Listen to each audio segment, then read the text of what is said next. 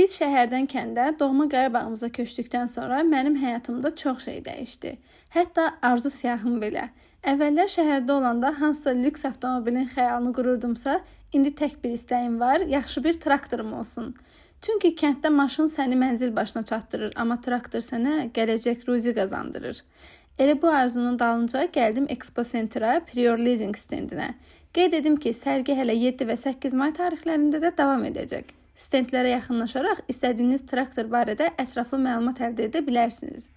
40% dövlət subsidiyası, 20% ilkin ödəniş və faizsiz hissəli ödənişlə traktoru çox rahat əldə etmək mümkündür. Kənd Təsərrüfatı Nazirliyi artıq bilirsiniz ki, Qırmızı Bazar qəsəbəsində sakinlərə 5 hektar torpaq verib və bizim Sos kəndində də verilməsi planlaşdırılır.